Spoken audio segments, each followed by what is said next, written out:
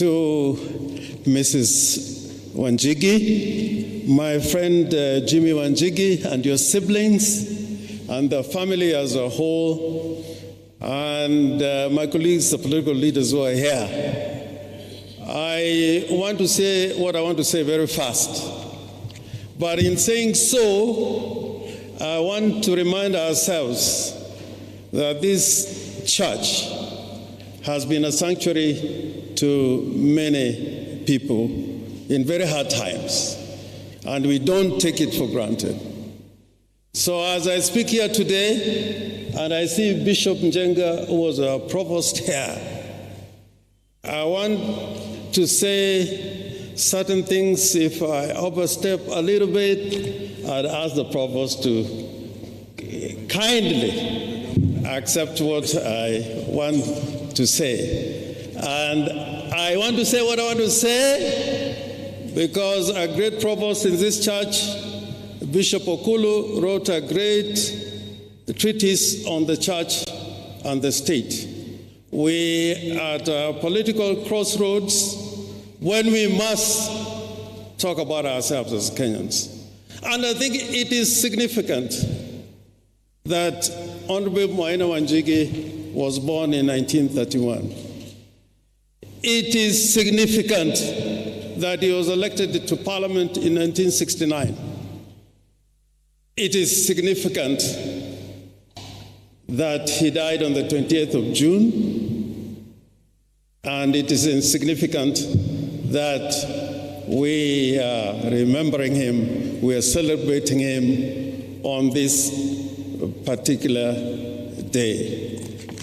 It is also significant that Maina Wanjigi has left a record. He wrote an autobiography, but more importantly, the greatest record when I think about Honorable Maina Wanjigi is what he said in Parliament, which talks about what a leader should be. It is significant that this great man spoke at the funeral of J.M. Kariuki.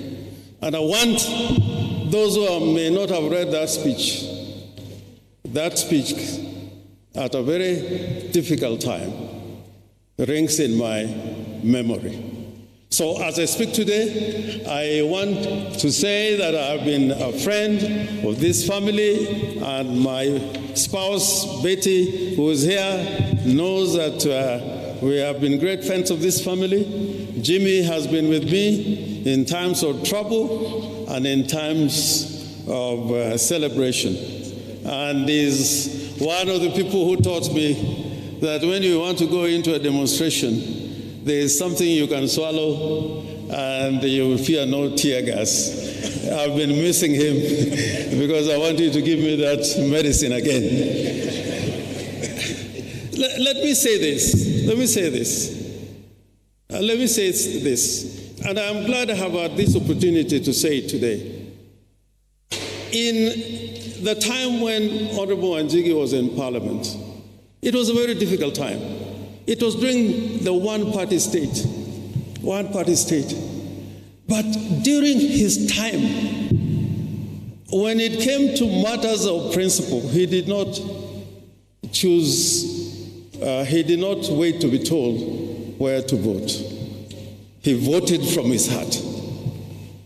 When JM was murdered, and all of you know there was a report before Parliament of the Select Committee chaired by Honorable Wangale, despite the wishes of the party at that time and the wishes of State House at that time, Honorable Wanjigi voted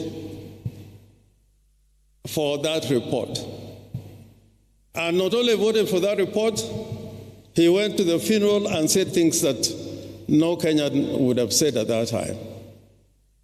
Honorable Wanjigi, at the time when, during the Moroto crisis, when the government of the day knew what the members of parliament should be doing, he stood by the people of Moroto. So why am I saying all of this?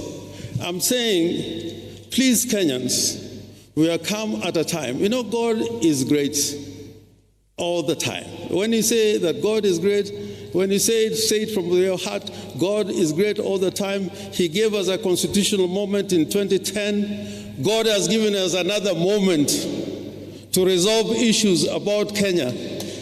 Now, not tomorrow. God has given us that opportunity today, not tomorrow. And I asked the church, because we are a member of the church, I'm a member of this church, that you must be on the front line and be part of the solution. Otherwise, the church will become part of the problem. And that problem will be solved when we can follow the example of Maina Wanjigi, who never hesitated. When people are downtrodden, when people are oppressed, he spoke for the poor and for the people of Kenya. Thank you very much. Thank you very much, Governor.